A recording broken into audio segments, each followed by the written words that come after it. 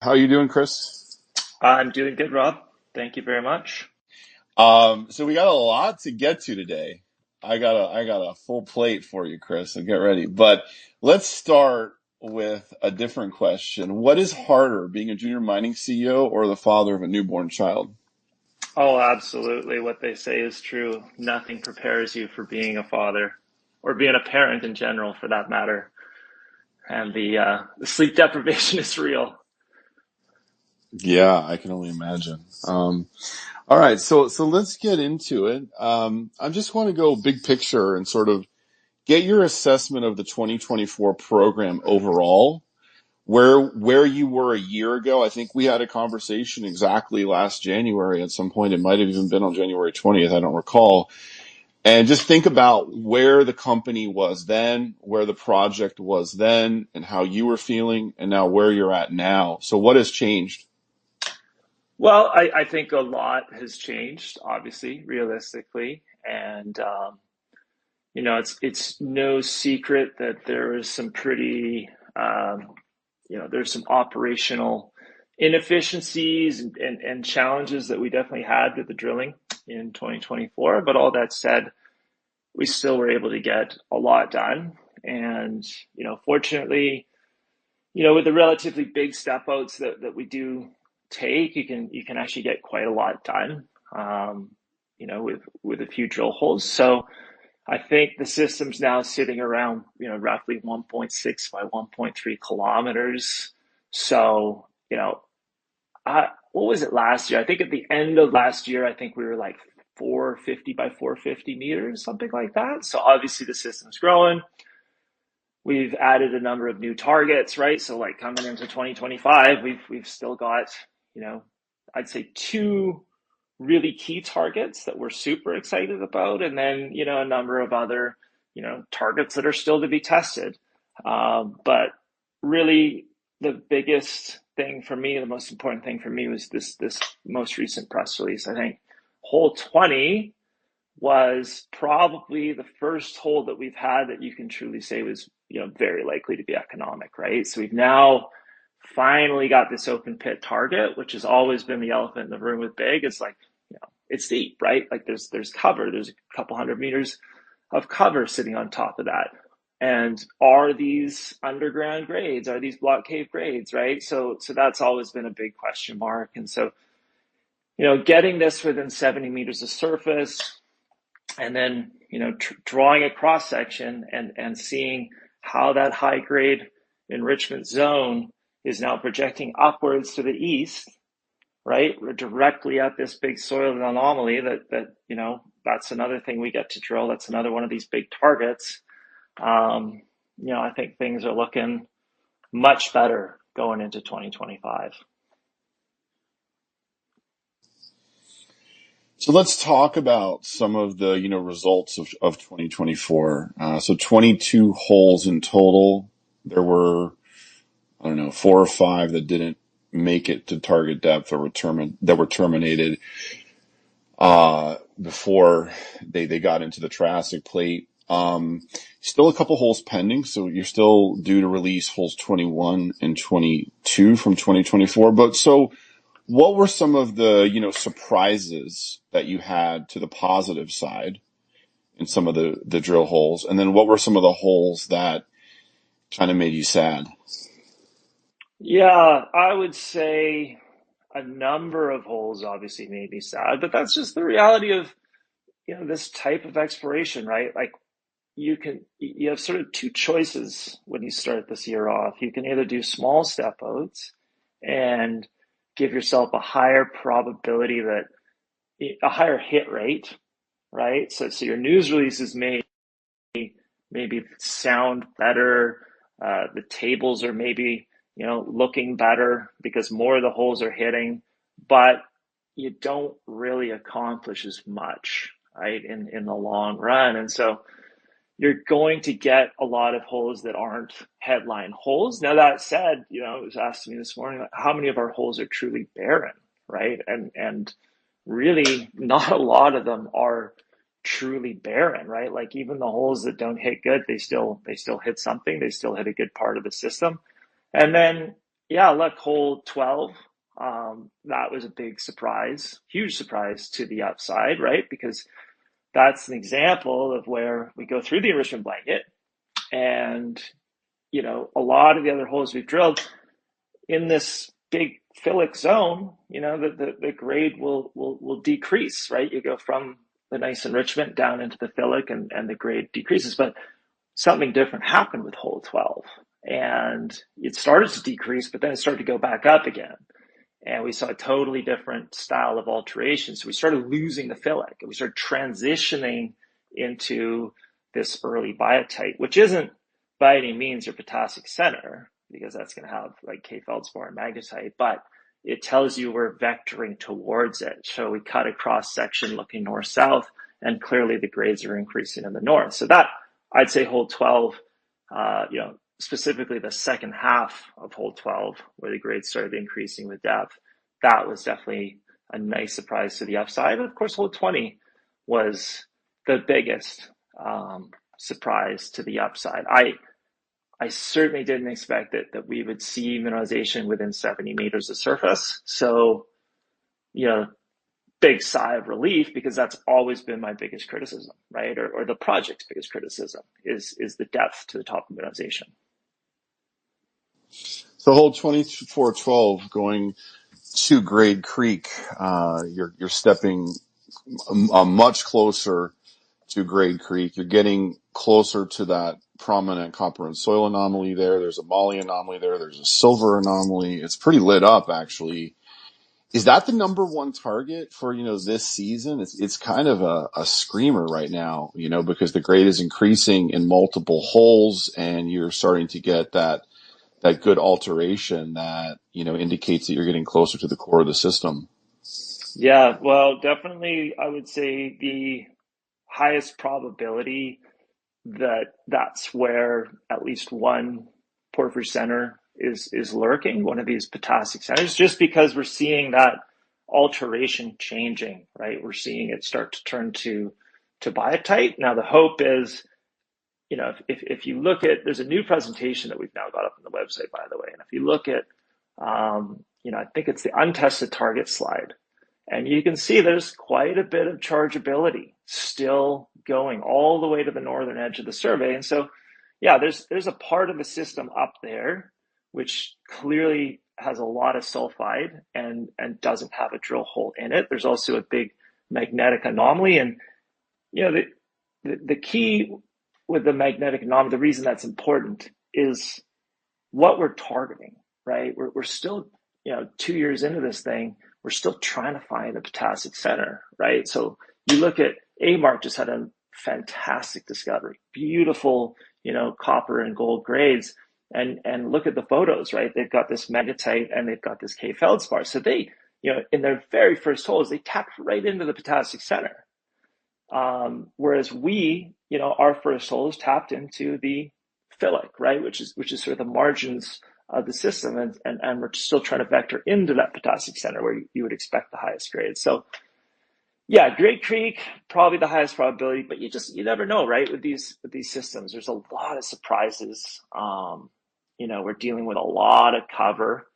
I'd say more than 90% of the property is covered with post-mineral cover. And so, there's been a lot of surprises so far. I'm sure there's going to be a lot of surprises to come. Yeah, that's a good point about the new slide on the untested targets. I have to, admit I didn't notice how lit up that chargeability is there to the northeast of Great Creek. Wow. Yeah, so let's talk a little bit more about the targets, and then I want to talk a little bit more about the 2025 plan and who you're going to bring in to drill and all those little details. So 2420 and 2419 are very encouraging in my estimation. I've talked to a number of other people in the sector, including some CEOs, who definitely were impressed by those two holes and what it could mean. And also on the the chargeability slide, it shows that it's kind of interesting because, okay, so, what do you make of what you found in hole 2420 and then hole 14 from last year? What's going on there that 14 was not a banger hole, and hole 20 that you just drilled was a fantastic hole. So I'd say one thing that we're getting quite confident on now is the geometry and at least the tilting that the system's undergone. So if you think of a porphyry system, when it's originally in place, it's going to be vertical, right? They all are. And we know from dating that this was originally in place 208 million years ago, and it was then pushed up onto the continent. So it's been tilted, right? And every line of evidence we have, mostly the oriented core that we're drilling with, tells us that the system's been tilted to the northwest, which means it's dipping to the southeast, right? So if you have these porphyry stocks or porphyry dikes or, these mineralized intrusions that are coming in vertically, well, they're now dipping to the southeast. So as you start stepping your drilling southeast, the top of that is going to get deeper and deeper and deeper. Now, 2314 was drilled to the southeast of hole 20, and it was drilled at a very shallow angle to the southeast. So the interpretation is that, had we kept that hole going, eventually we probably would have gotten into high grade, and the grade was starting to pick up by the end, but we didn't realize this back then, right? We just kind of shut it down because it wasn't in mineralization. But if we were to drill that today with what we now know today, the smart thing to do would be to turn that drill around and drill northwest, right? If the system's dipping to the southeast, you want to drill northwest straight at it. I think by drilling shallow to the southeast, we were probably collared on the edge of it, right? So we're collared on the sort of low grade edge of the system where it's starting to transition to propylitic. And we basically drilled parallel to it. So we just stayed in that, we sort of just stayed outside of it the whole way down, if that makes sense. Yeah, it does make sense. So you just missed it probably in hole 14 from 2023.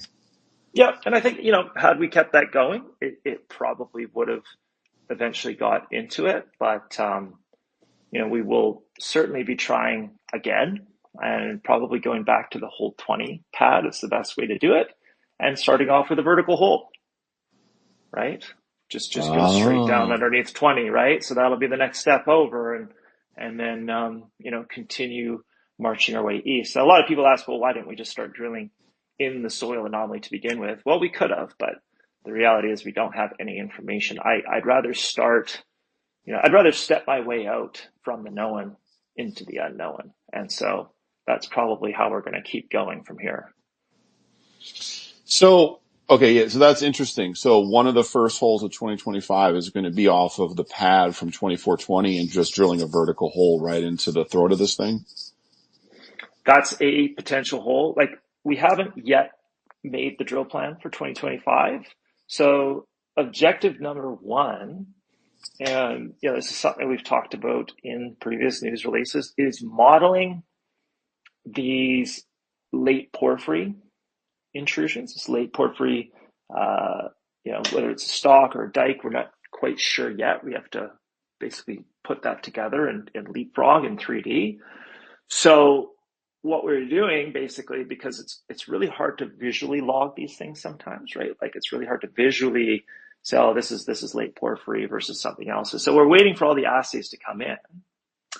Once all the assays, because we do what's called a 4-acid geochemical technique. We do 4-acid because it digests the entire core. It's not just going to digest the copper and the gold and the metals of interest.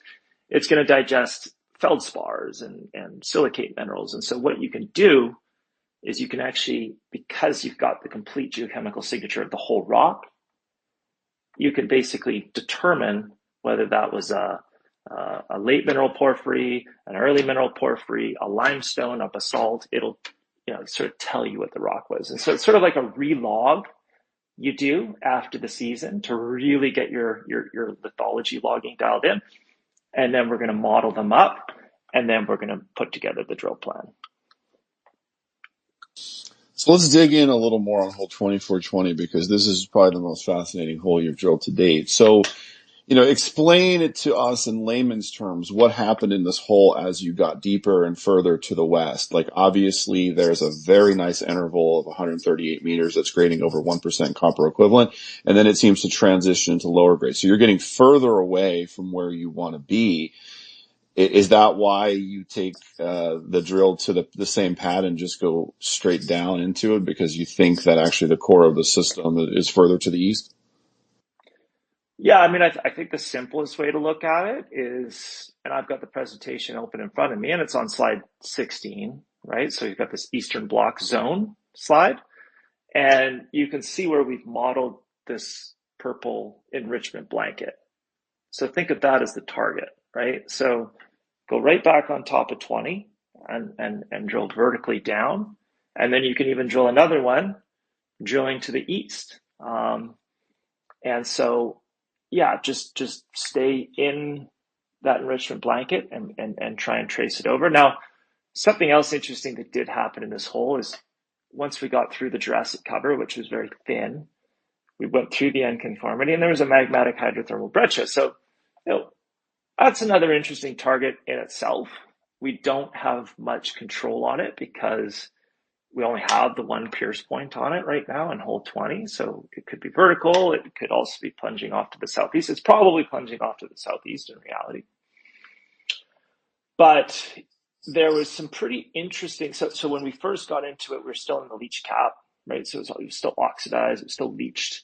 But as we went further down, the fresh sulfides were showing up by the end, and by the footwall, like the lower contact, there's some pretty interesting looking mineralized clasts in that thing. And so these things have been brought up from depth. So quite often a porphyry stock will come in and there'll be so much hydrothermal fluid in that thing, so much hot water that will accumulate, it'll burst, right? And you get this kind of upwards explosion of hydrothermal fluids that shatters, breaks all the rock, and it'll transport some of the rock from deeper down, it'll transport it upwards. And so we see these really strongly veined, strongly altered and mineralized clasts that have come up this breccia pipe. And so that's sort of a bit of a sidebar that we're not really sure what to make of it yet, but yeah, it's another interesting target that we'll be probably going after at some point. Hole 2420 also had the highest, moly grades in any hole that you've drilled to date.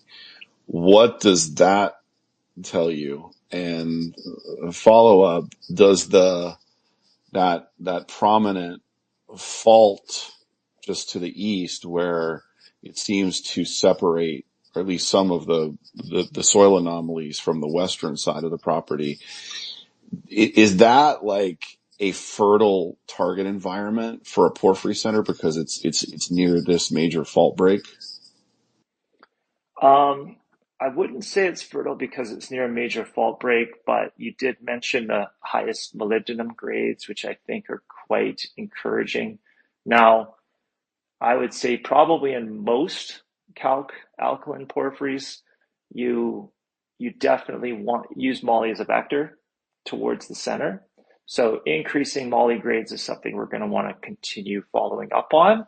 And actually, if you look at that same slide, we've put at the bottom right, we've put a plan map that shows molybdenum in soils and rock samples in the Eastern Block, and it forms kind of a sort of a circular shaped anomaly, which in porphyry systems is quite common to get sort of a halo of moly, sort of around the edges of a center. So you'll get a porphyry center with a halo of really high molybdenum. So if you're getting really high molybdenum, keep going, and you may make your way into the center. So yeah, I think the Eastern Block is going to get quite interesting just based on the geochemistry.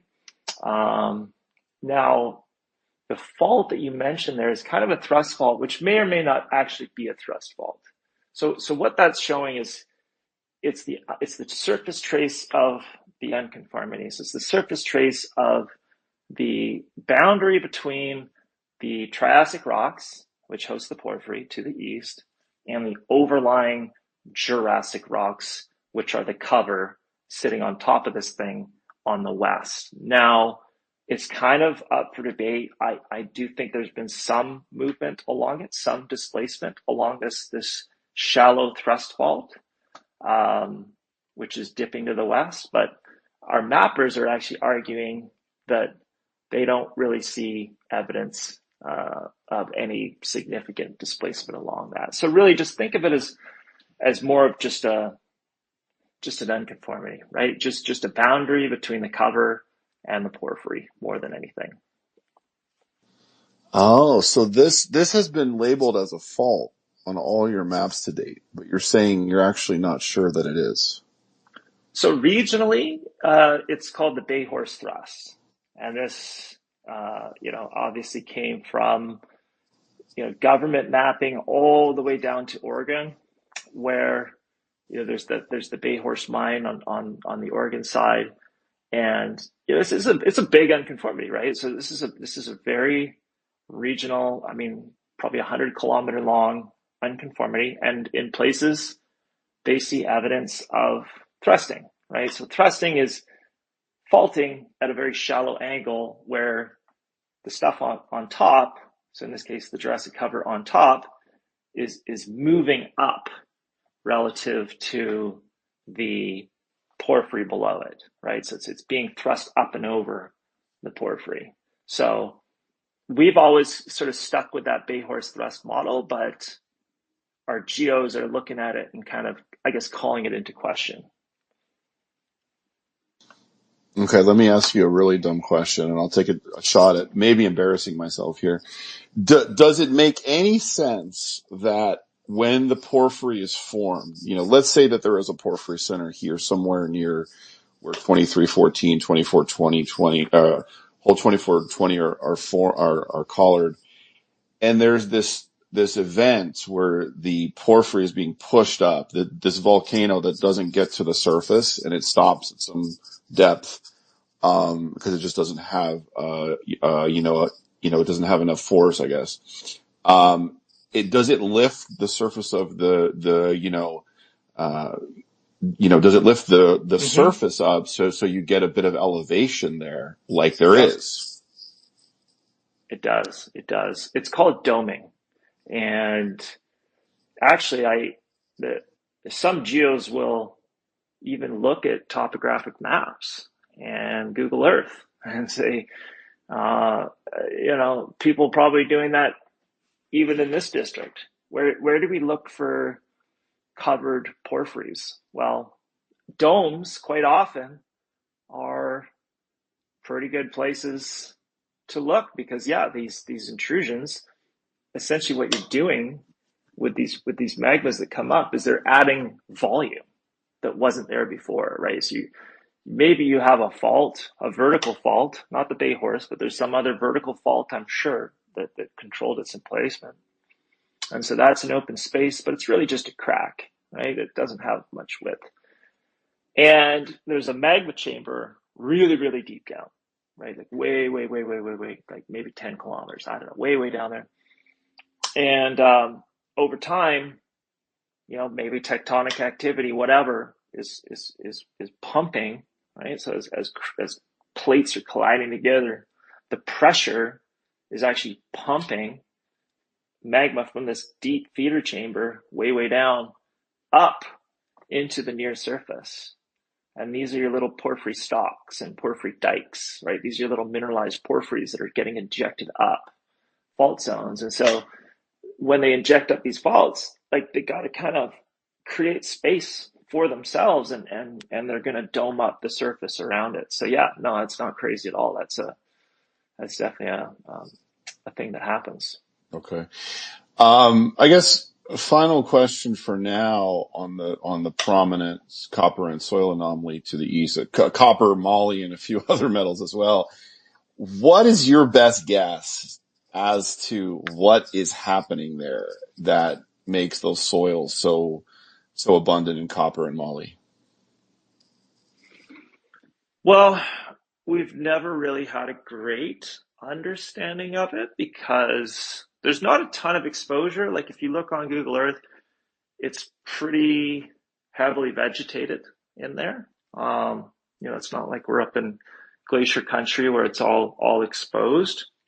And actually, that's a large part of the reason it's never been found before, right? Like you got to think about the fact that you had exploration and mining happening here since 18 something, right? Maybe 1870, 1880 when the mining, small scale mines were happening. You had 30, 40 years of, right? 308 holes were drilled from the 1960s through to the 80s, and yet no one ever realized that there was porphyry systems here and even exposed off to the east of this Eastern Bloc target because they're just not exposed and they're so heavily vegetated over there that it's really hard to say confidently what's causing it. But I think what gives us a lot of encouragement now is, again, going back to that slide on the Eastern Bloc zone, when we cut that cross section through hole 20 and you projected, right? And all we're doing is we're saying, okay, where does the enrichment blanket project through hole 20?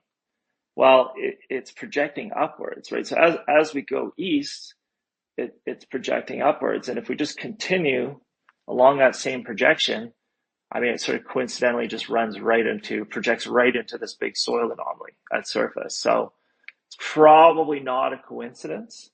And I think the soil anomaly is actually a result of the enrichment zone, either at surface or very near surface, because there's usually a leach cap, right? So there's probably, still that leach cap is there.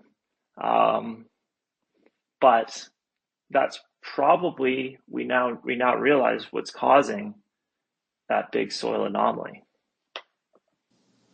All right, that's a new learning for me. Not a huge leap to make that assessment, but that is very interesting. So let's talk about the enrichment blanket. How big is it now, based upon what you've drilled to date? And are you starting to get an understanding of where it might be the thickest and the highest grade? Yeah, I mean, right now, it's sort of it's about, I want to say roughly 1.6 by 1.3 kilometers.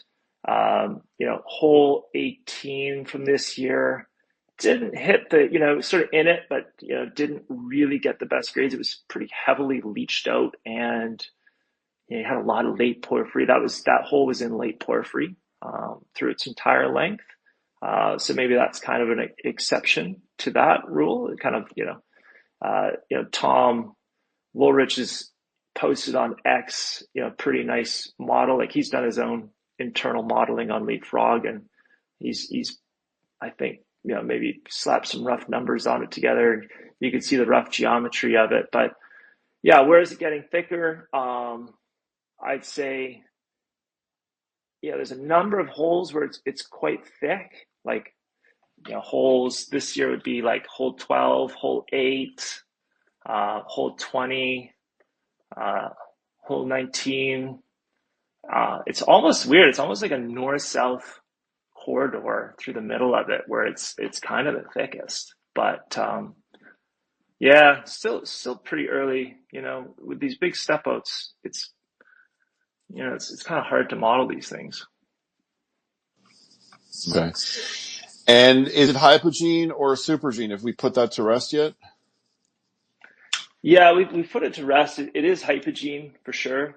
And the only reason that was ever a big debate is because its geometry as a blanket sitting, sort of just coincidentally sitting directly beneath an unconformity, right? An erosional surface where you've got an erosional surface, a leach cap, and then an enrichment blanket, right? Like that is the classic geometry that forms in supergene environments where the copper, as it's eroded, is leached out, but then it very quickly reprecipitates and drops back out as a sulfide again, just below, as soon as it hits the water table. That's not what's happening here. And I don't want to go really too into the weeds on why, but yeah, long story short, it's sort of just it's coincidental, but it's caused by a younger hydrothermal event. So, the porphyry system came in, it formed, and then something, probably, some structural control, basically brought in another pulse of fluid that added bornite, chalcocite to the top of the system. And then that was actually started to get leached out itself. So there's supergene leaching, and that's why we get the leach cap. But nowhere do we see evidence of that leached copper being redeposited and reprecipitated out. So we haven't yet found a trap where the chemical conditions are right, that once that copper was dissolved in water, that it could precipitate back out as a copper sulfide, as a chalcocite again. Sometimes, like reducing agents, right? Like redox change will cause it to precipitate back out. I think Escondida, I believe, there's a really, really big, what they call an exotic copper deposit. So they have a leach cap there. The copper was leached out of the top of the deposit, and then it didn't form a blanket directly below the leach cap. It actually traveled for some distance along the groundwater flow path until it found a trap. And then it suddenly all dropped back out in this big, large, what they call exotic, meaning transported copper deposit there. So, I mean, there may be like an exotic copper deposit somewhere at Hercules, but yeah, that's basically just, a fingers crossed kind of thing that we just run into at some point in the future. All right. I do want to get to some of the other targets, but let's switch gears for a second and talk about the porphyry belt as a whole. This whole trend, this whole region of Idaho. There was some big news that Scout put out a couple of big pieces of news in the last month, including an investment from Teck, a very large copper mining company based in Canada. They went south of the border and cut a check to Scout. That was pretty exciting to see another major come into the region. We know we have Barrick, we have Rio Tinto. There might be a couple other ones that are lurking around. What was your take on the Teck investment in Scout, and are you hearing anything from Barrick these days? Yeah, I mean, of course, the more the merrier. I'm thrilled to hear that Teck has now invested in Scout. Let's not forget he's got Tom Kaplan as well, right? Is a big backer in that. I don't know if you want to call that a major, but sort of a pseudo major there.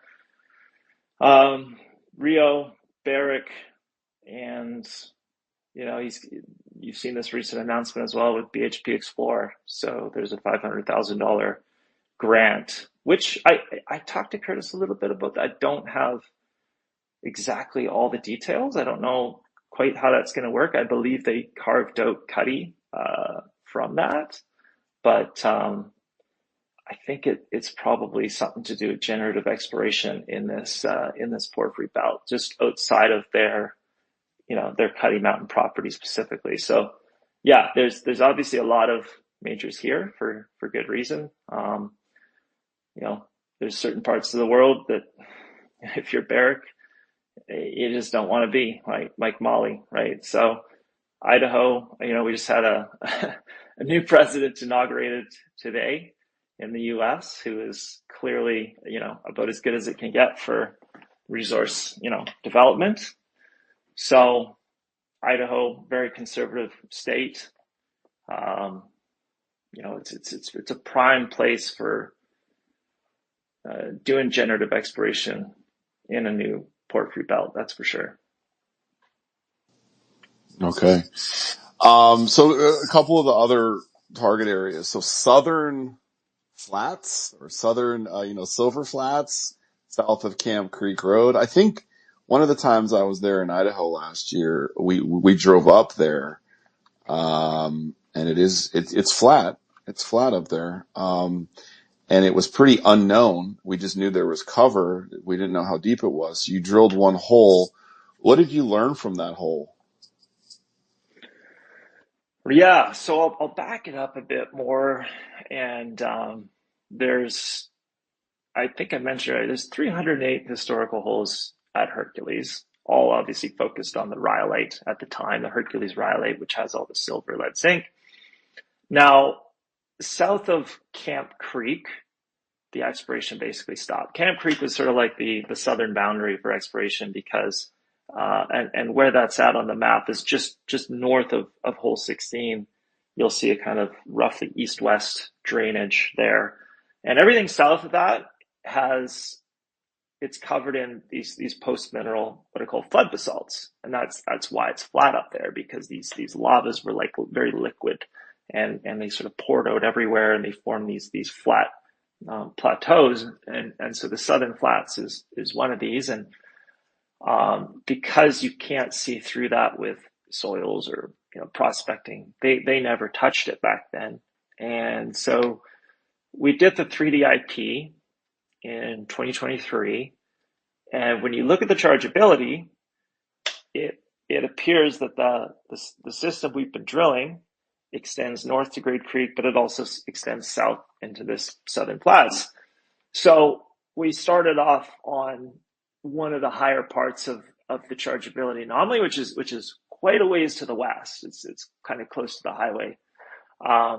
And unfortunately, we now realize that the further west you go, the thicker the cover. So probably we want to be more east, where the cover thins and eventually you get the soil anomaly at surface. But yeah, we drilled hole 16. So we realized two things were actually quite positive here. Number one is the basalt is only 40 meters thick, which is actually way thinner than we had expected it to be. So it's not like it's hundreds and hundreds of meters and prohibitive for doing exploration. It's a thin layer. Number two is we actually hit pretty significant silver mineralization. And so we had no idea what we were going to find underneath this basalt, but the fact that you've got silver underneath it tells you that you're probably close, or you're at least in the right area to be near one of these big major regional structures which controlled emplacement of the porphyries, because the silver came 18 million years after the porphyry, but it came up the same structures, right? So where we find silver in the Jurassic, there's a pretty good chance you're going to find porphyry in the Triassic below. So I think, 16 didn't make it to target, but there's definitely good indicators that the porphyry system does extend south into the Southern Flats target area. And so last thing I'll say is the metallurgy we recently did, the silver, we use this Deepak Malhotra, who's a really, really good metallurgist. He actually did the stuff down at Hermosa, right? So they had a problem with manganese and they had issues with their metallurgy, but he sort of cracked the code at Hermosa. And so we used him, and he was able to develop this really simple two-step leaching method to extract more than 80% of the silver through just leaching, right? And so who knows what our break-even cost will be in the future, but the idea is if we can just do a simple low-cost leaching operation and break even on some of the silver, that would allow us to potentially pre-strip that Jurassic cover away. So I think the Southern Flats is a pretty interesting area. We'll definitely be putting some more holes in there this season. Yeah, I mean, 3 meters of 300 grams silver at 77 meters depth is very intriguing, especially when you had no idea what you were going to find. And then you hit a much, wider interval of 79 grams per ton silver, which, if it's open pitable, that's potentially economic. So the silver story here is still very much alive, although it is not the number one priority and the number one focus. There's a lot of estimations about the silver. It was obviously the focus of the project for, of the area for 150 years. How much silver do you think is there based upon what you've drilled to date? Ballpark, obviously, not a scientific estimate. And can this be an open pit mine? I think answering either of those questions would probably get me in trouble with the regulators. So I better not. I better be careful. But yeah, I mean, the other thing too, I should mention, I'll just back it up one step, is we only selectively assayed hole 16. There's sort of, again, I don't want to go too into the weeds here, but there's sort of two rhyolites. There's the Hercules rhyolite, which all the historical exploration was on, and there's this other rhyolite, we'll call it, right, which is it's just different. It's a fragmental rhyolite. That was what we hit to the south. And so we were a little bit like, cautious, right? So if you look at some of the photos of that stuff, it's sort of like Carlin gold. You can't really see it. So, to get 300 grams, like you said, was a huge surprise. We're going back, we're reassaying that whole hole because it's tough to say with only, we only assayed, I think, the top and the bottom, right? So now we're going back to pretty much the whole thing underneath the basalt was rhyolite. There was a few layers of conglomerate, but we're going to go back, we're going to reassay that whole thing. And if we can come up with, even 20 or 25 grams silver, yes, the silver story is still intact, but for me, it's a pre-stripping story, right? It's can we just break even or come close to breaking even on a pre-strip to allow this porphyry, which is the real target, to be open pitted? That's what it is for me. I see. So it could be an open pit, model at some point in the future. That's still very much alive. And the silver would help to do a faster payback of the capex. Is that right? That's right. Yeah, for sure. And I think with some of these grades that we've hit, I think that's looking pretty good as an open pit. So maybe the key to unlocking value is, finding a way to make an open pit work here. And that's potentially one of them, right? Well, what we just described there. The other alternative is we step our way north into, let's say, Great Creek, and we do find that K-feldspar. We do find that magnetite. We do find that true potassic alteration, which we've been looking for 2-3 years now. And, the grades are significantly higher and support an underground operation. So, yeah, there's sort of two ways that we're looking at this, and obviously we're going to be testing both. Okay. A couple months ago, Hercules put out a wider version of the IP survey showing a very prominent chargeability anomaly to the west. You're calling it the Western Deeps. One hole was evidently drilled there, but it was terminated prematurely. That was 2410. What happened in hole 2410, and what the heck is going on over there, in the Western Deeps? Yeah, well, it's deep, but it is the strongest chargeability anomaly on the property. So when I say strongest, I mean like in terms of values, right? In terms of millivolts per volts, which is what chargeability is measured in. So, if I were to open Leapfrog and turn on this 3D chargeability model, and you can use your little filter tool, right, to sort of scroll, only show me values higher than 10, only show me values higher than 20, right? The more you slide that slider bar to the right, eventually the only thing left is Western Deeps.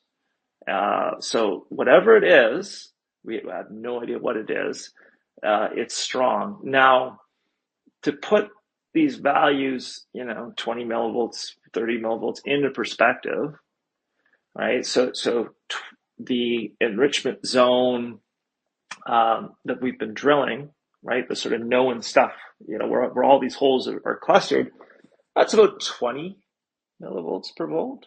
And that'll correspond to really strong sulfide, right? Like up to 10% sulfide. There's a lot of pyrite, with this mineralization. So yeah, the question is what is 30?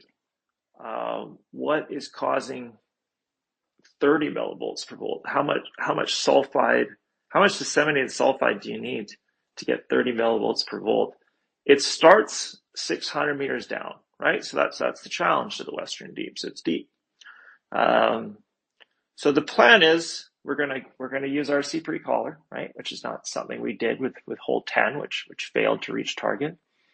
We're probably going to collar it further east and try and cut it at such an angle that we can use the RC drill to we're going to be drilling west towards it, and we're going to make it hopefully make it below the unconformity, so make it down into the Triassic with the RC drill, put case it off, then move the core drill on it. So we're now in the Triassic. We've now gone under the unconformity, and we're going to keep angling our way west towards this big thing.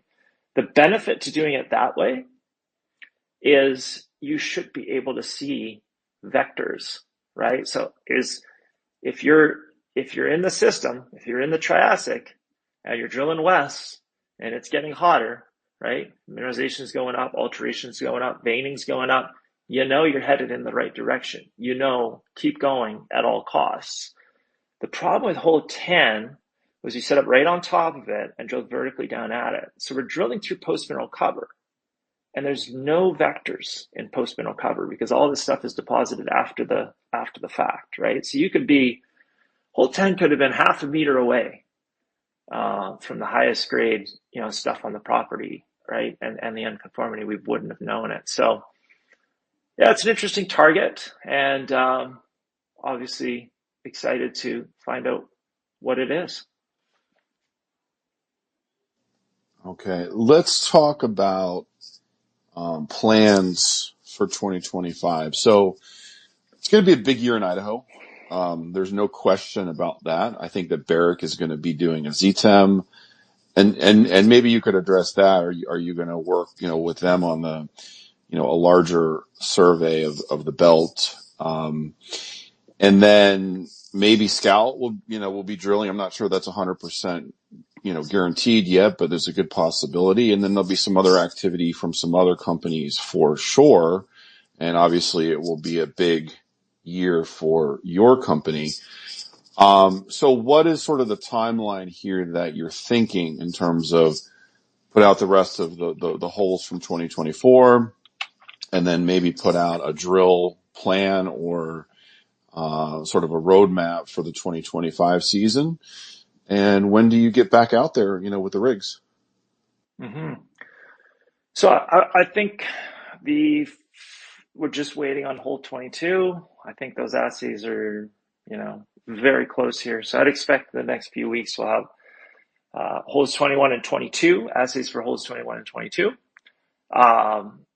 We'll then be able to finish the sort of relog, the geochemical relog, get this 3D model together, come up with the drill plan, announce the drill plan. We did mention in the last release about sort of big, large collaborative geophysical survey that we're trying to do here, and I won't go into too much detail on it until it's a little bit firmer. But yeah, we're trying to sort of partner up with everyone around us, right? Like bring everyone together for one big mega survey, and what that will be. Again, it hasn't been firmed up yet, but we're looking at a few different options. We sort of have our eyes set on one particular geophysical method, but that will hopefully get done in the spring. I don't know, maybe April. Obviously ahead of the drilling would be ideal. And then hit the ground running. So we'll probably get started I think we started late April last year into early May. Probably going to try and do the same again this year. It's really just weather dependent, but I think we'll almost for sure be drilling by early May. Okay, so very similar timeline to last year. Very similar timeline to last year. Okay. Let's talk about the drillers. So obviously there's some frustration from last year. It's in the past, but some changes probably have to be made. What changes are you making that you can tell us about, and how are you going to ensure that this season is going to be much better than last season? Yeah, well, we are, number one, going to be doing an all-in drilling contract this year. So last year, we did sort of a standard, sort of typical drilling contract where you're paying by, both by the foot as well as by the hour. And so if things are slow, costs can really go up, quickly. So we've negotiated an all-in contract with one company here that we're probably going to be moving forward with. The contract we've negotiated has a whole completion guarantee. So in other words, we pre-decide on the target depth with the contractor, who is confident, and this is a very, very, very, very, very good drilling company, and they're very confident that they have the tools and the equipment to say, listen, if we don't make it to your target depth, we will re-drill the hole at our cost, on our dime. Now, the costs we're looking at are, and these things always go over, but right now, the costs we're looking at on an all-in basis, including the whole guarantee, is roughly 1/3 of what our calculated all-in cost was last year, right, in 2024. So, if all goes according to plan here, we're looking at significantly cheaper, significantly lower cost drilling in 2025 than we've ever had here before. Okay, that sounds great. 1/3. Okay, that sounds fantastic. So are you going to use just one drill contractor, or do you think you're going to use two? And are we going to go with 3 rigs again? Mm-hmm. So this is a core drilling contractor. Now the next step, because we're pretty well finalized with these guys, the next step is RC, right? And do we lock in the pre-callers again? So with our all-in rate with the core is so low that maybe we don't necessarily need to, but we're working with a geo, who's kind of joined us recently, and this person is kind of passionate about drilling operational efficiencies, right? Which is definitely a weakness that we had last year, right? So we're working to address that weakness that we had, bring costs down, bring efficiency up. And this guy is kind of an RC drilling expert. He's a geo, but he's an RC drilling expert. And so he's going to come out, he's going to be in the field with us. So the first thing we're working on with him is getting a better RC drilling contract this year. So last year we had legacy, we're paying by the hour, we saved money. We think we can do a lot better on a sort of similar, on a footage basis. So the step one is work with him and some of the RC companies that he's worked with a lot in the past to lock in a contract. The benefit to RC pre-callers is more speed than anything. It's probably not going to save us a ton of money given the low all-in rate we've had, but it's going to it's going to help us ensure holes go down quickly and successfully. Because even if we're not paying for holes to be re-drilled, it still costs us a lot of time, and time obviously is money when you have an exploration season.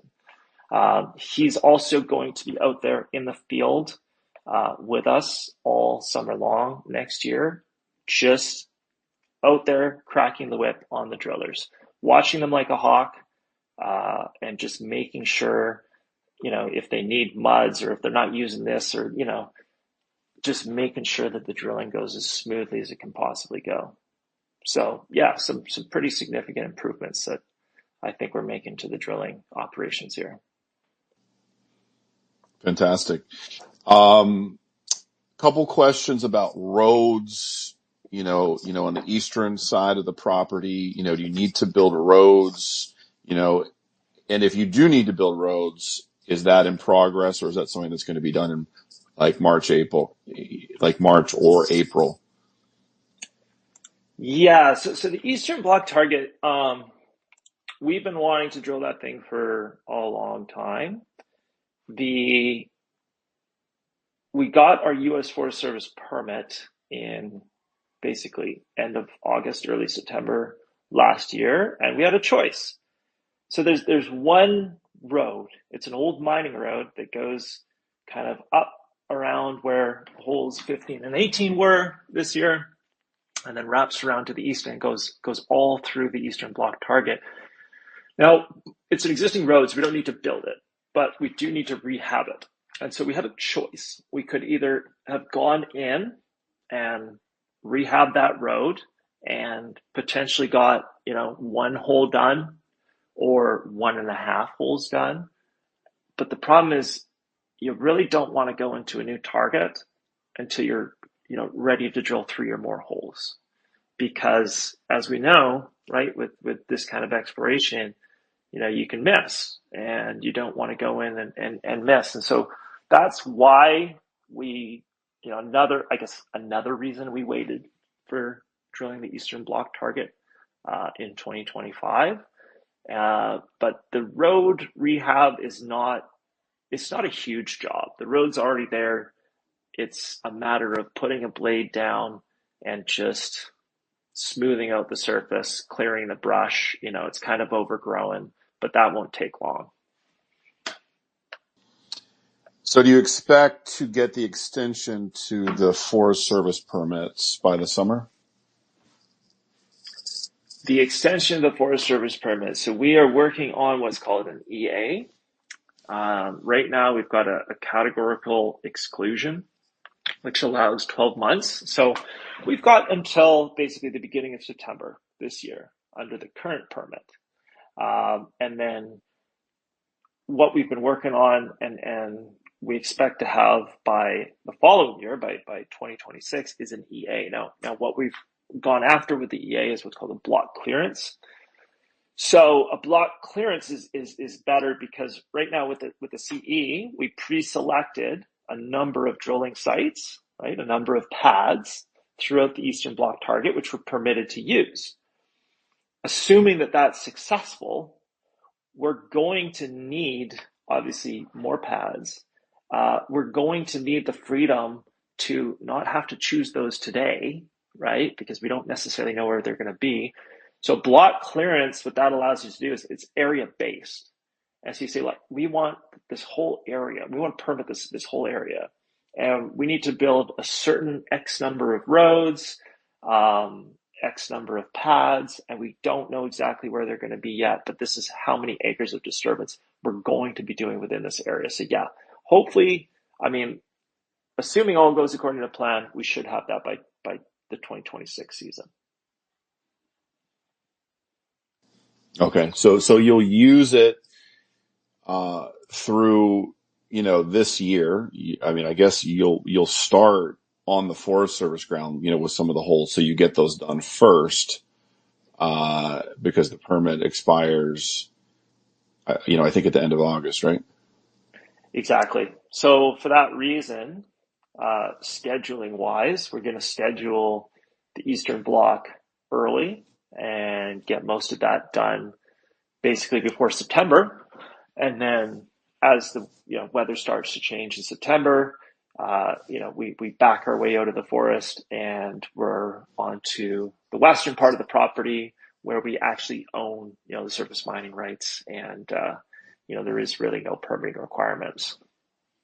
Okay. All right. That makes sense. So tough question. This is like trying to rank your children, but I'm going to throw it at you because I think it's an interesting question and just to see where your brain is at right now.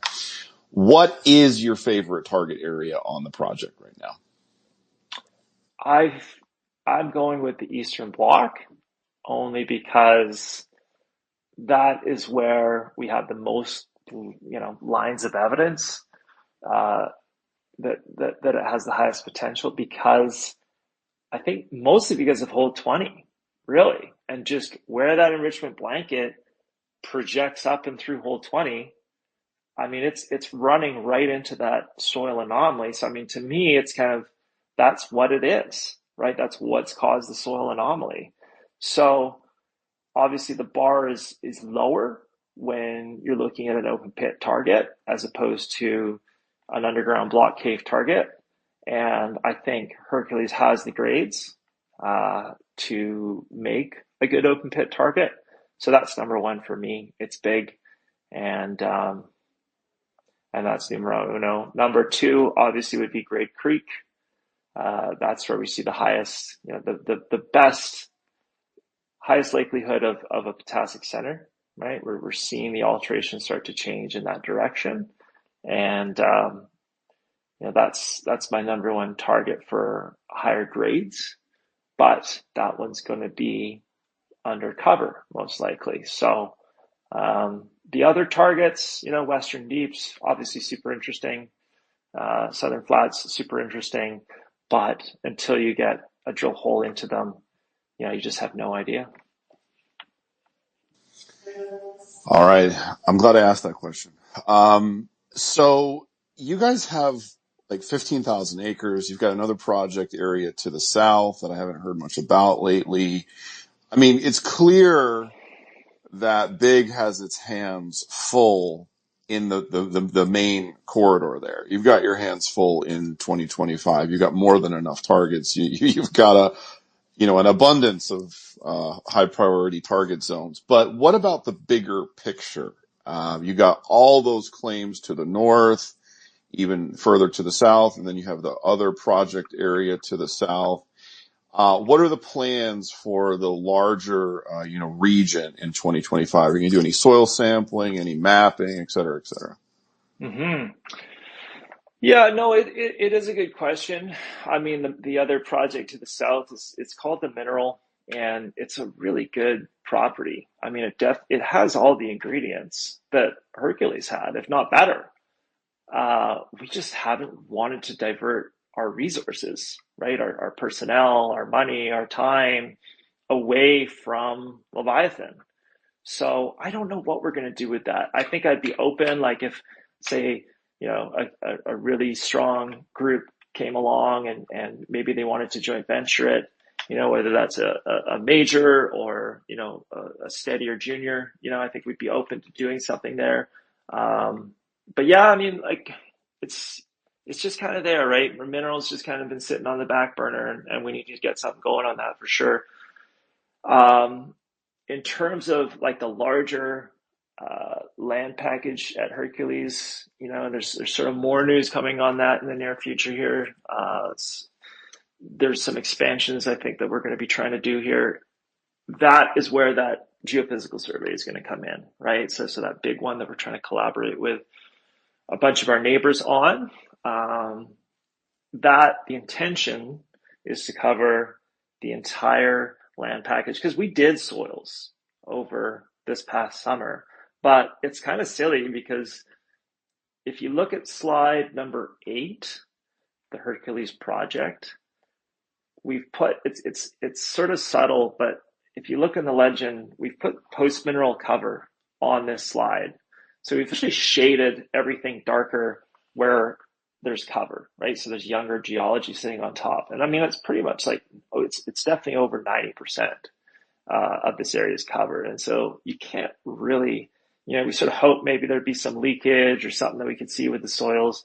But the reality is, like, there's only 2 things you can do, is geophysics and drilling. And so that's where this geophysics survey, I think, is probably going to start generating some newer targets on the larger land package. And the same is going to go for mineral.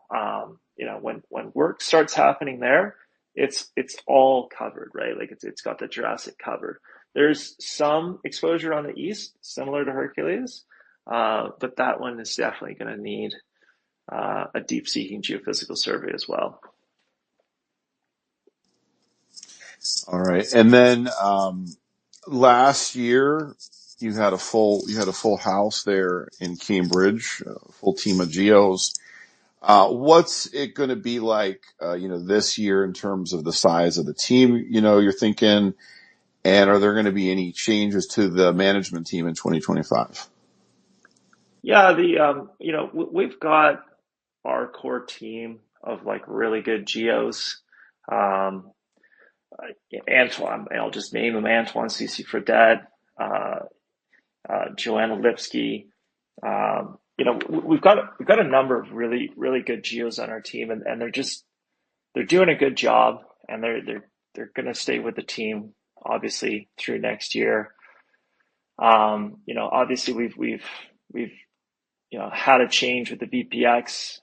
The reality is I've kind of been the pseudo VPX for a long time here. We've got, I mentioned a new guy that's probably going to be joining us for operational efficiencies, right, in terms of the drilling, and he's going to be out there in the field, basically just supervising the drilling operations. So I think that's probably going to be the only significant management change. I mean, that was our weakness, right? Was just drilling efficiencies and cost overruns on the drilling. So I think getting that under control, we should be in a lot better shape.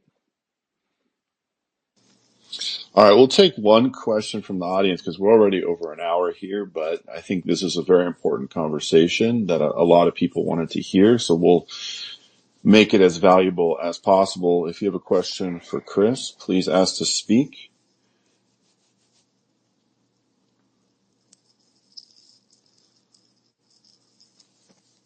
Alan Berry, the man on X Spaces, is first up. Hey guys, it's Alan here. Hey, Alan.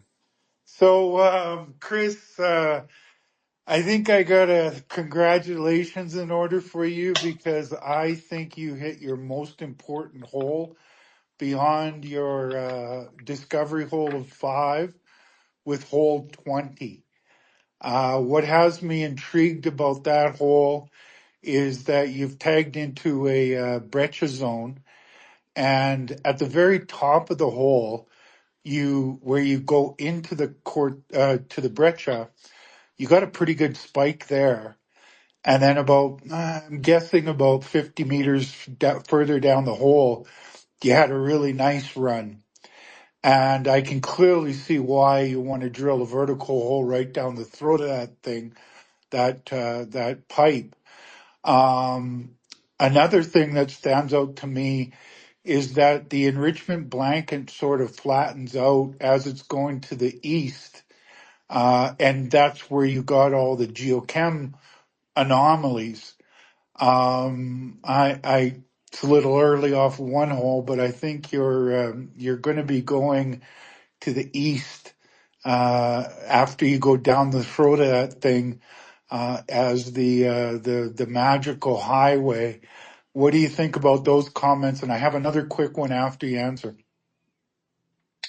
Yeah, you're absolutely bang on, Alan. And it's amazing how one hole, uh, it's obviously a good hole. It's obviously a good headline intercept, but there's all the other things that you mentioned, make it so much more important. And I'm glad you recognize that. I'm glad you're cognizant of that. Obviously, the market, um, didn't react, which I'm not surprised at all, to be honest with you, that there wasn't as significant a market reaction. Probably people are just looking at the headline and going, okay, yeah, it's a nice headline intercept, but there's a lot of negativity, right? Like, that's, if we're being real, there was a lot of negativity about, the drilling inefficiencies and the depths and all these kinds of things.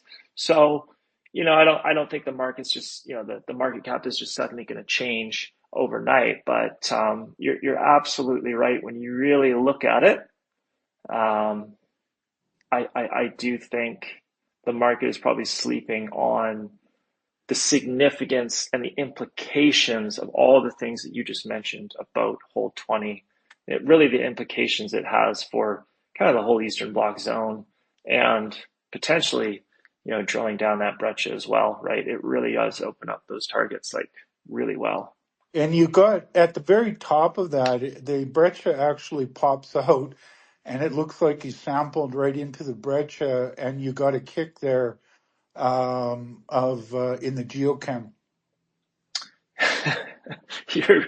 Yeah, it's amazing. I think you're the only person that actually noticed that. So there is one sample that we have, and so these were all taken, I think, in 2022 or 2023.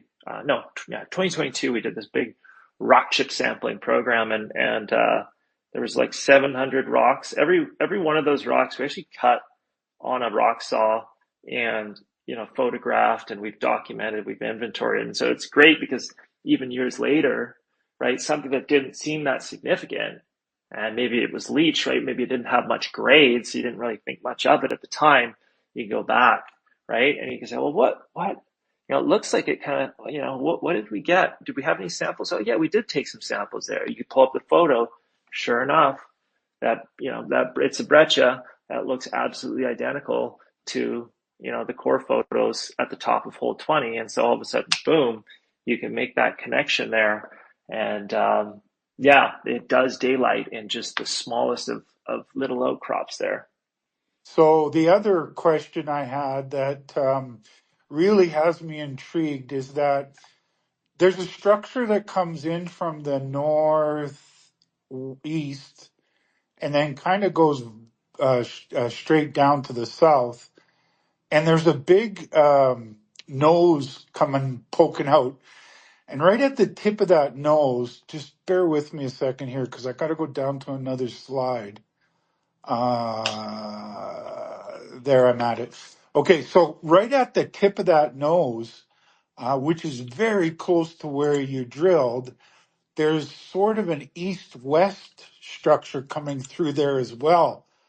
So the structural part of that really has me intrigued, as well as the the breccia and the flattening of the enrichment zone and all those massive amounts of geochem anomalies. I really think that going out to the east is where you're going to sort of have your path to success. Yeah, no, absolutely. And I mean, every porphyry in the world they're always controlled by some key structure, right? Or intersection of structures. You know that. And so,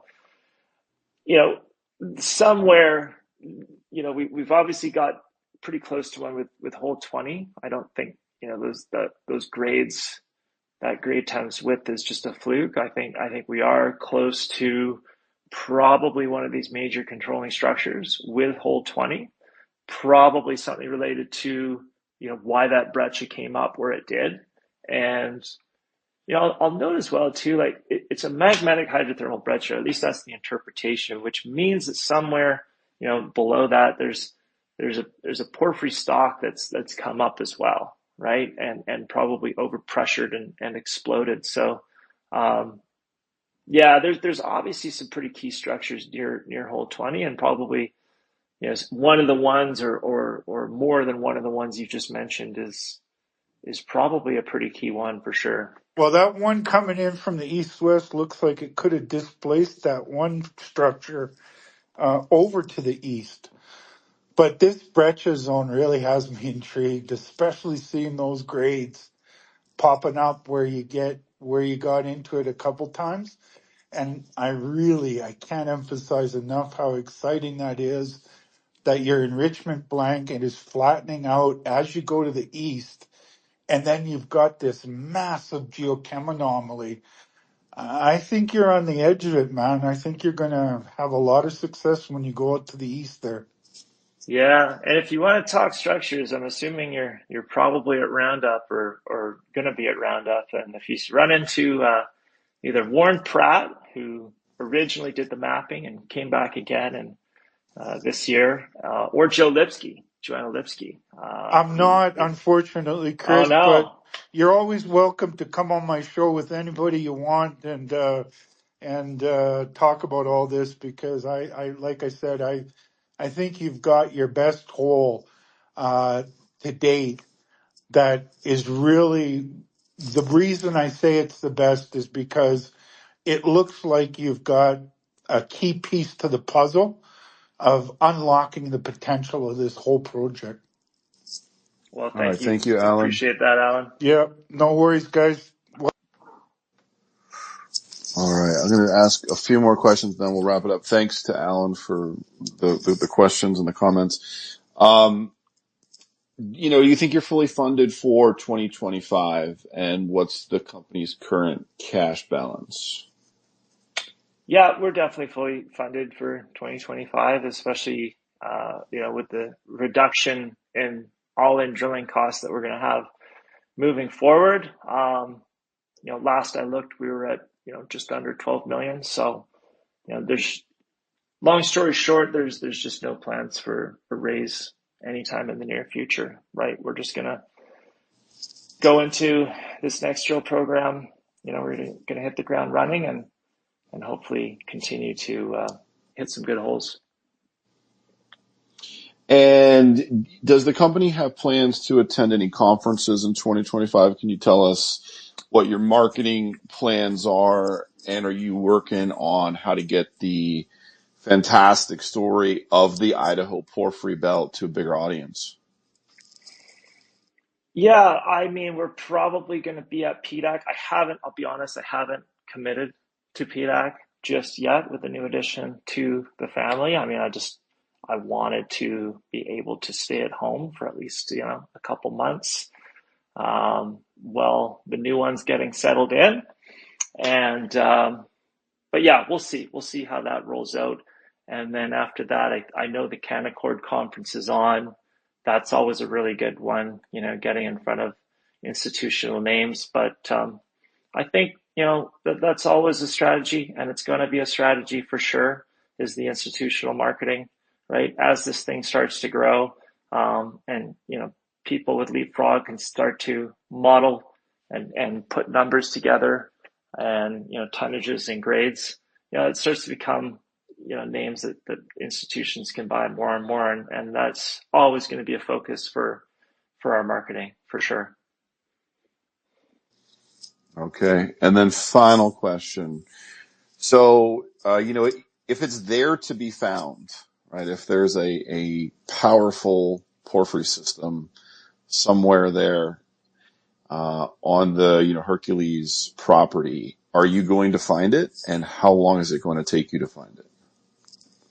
Yeah, I certainly think we will. And we're going to continue the large step outs. And I think there's going to be I'm going to go ahead and say we're going to do even larger step outs this year. As we've got to make our way into the Eastern Block, right, which is, more than a kilometer.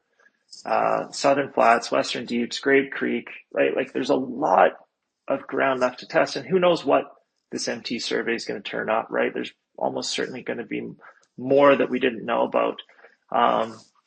There's sort of another one I'm just thinking of too that I didn't mention called the Climax Trend, and that's something that Scout discovered earlier and press released earlier in the year, and that looks to be trending, through the southern part of our property. So, we're talking about multiple kilometers of stepping out. And so I think there's going to be some really wide space step outs.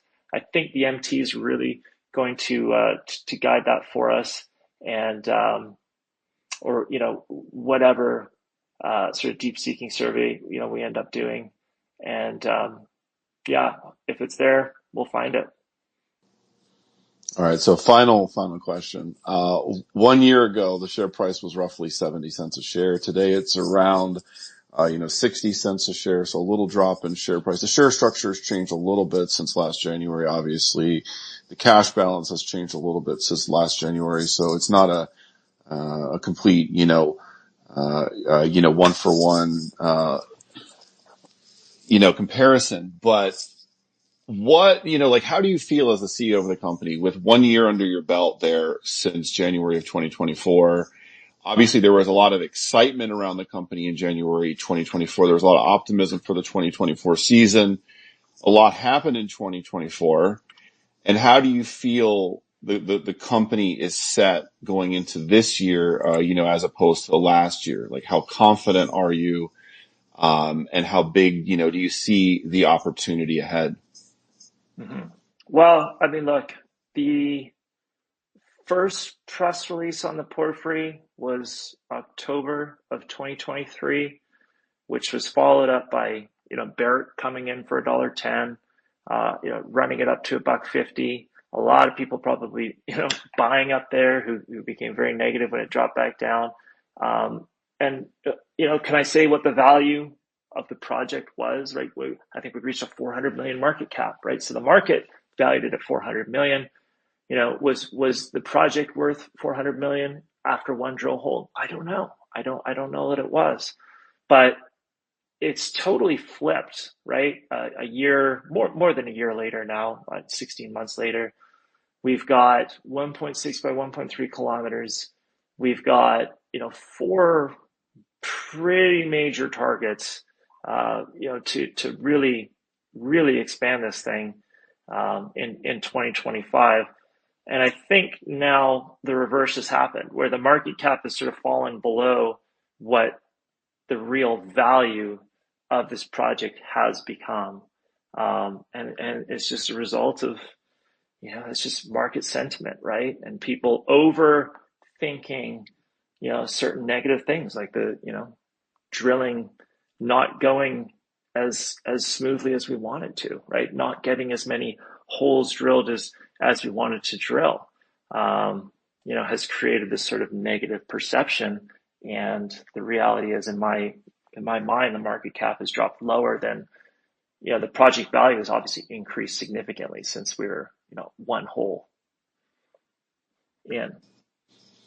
Chris Paul, thank you. This was a great conversation. I learned a lot. I think a lot of people will learn a lot from this. This will be up on my YouTube, Goldfinger Capital, in the next couple of days. Thanks to everybody for tuning in. And Chris, I'll see you in Cambridge in May. Cheers. Thanks, Rob.